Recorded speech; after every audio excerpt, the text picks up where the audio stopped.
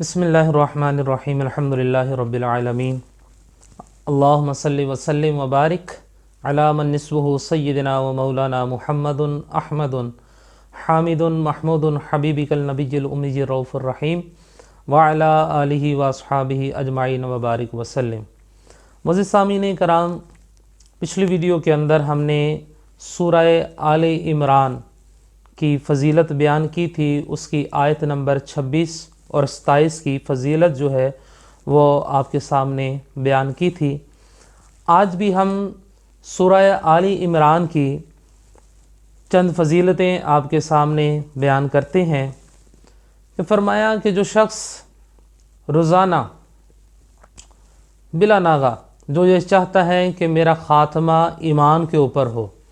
اس کو چاہیے کہ وہ روزانہ سورہ آل عمران کی کم از کم ایک مرتبہ تلاوت کیا کرے، تو انشاءاللہ العزیز اس کا خاتمہ ایمان کے اوپر ہوگا۔ اور پھر فرمایا کہ جو شخص ہر جمعے کو سورہ آل عمران کی تلاوت کرتا ہے، اللہ رب العزت اس کو خیر سے نوازیں گے، سبحان اللہ۔ اور ارشاد فرمایا کہ جو شخص سورہ آل عمران کی روزانہ تلاوت کرتا ہے، اللہ رب العزت اس کا خاتمہ بالایمان فرمائے گا۔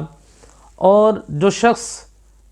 یہ چاہتا ہے کہ اس کے رزق کے اندر برکت آئے، تو وہ سورہ آل عمران کی آیت نمبر 26 اور 27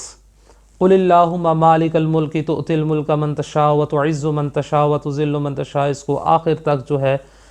حساب تک جو ہے اس کو وہ پڑھنا ہے۔ بعد نماز فجر 11 مرتبہ اور بعد نماز عشاء 11 مرتبہ 40 دن تک اس کو پڑھے تو انشاءاللہ العزیز اس کے رزق کے اندر اللہ رب العزت بے شمار برکتیں عطا فرمائے گا، اور اللہ تعالیٰ اس کو اوپر خیر ہی خیر نازل فرمائے گا۔ اللہ رب العزت کی بارگاہ میں دعا ہے کہ اللہ رب العزت ہمیں اپنے پاک کلام مجید فرقان حمید کے نور سے مستفیض ہونے کی سعادت عطا فرمائے، آمین۔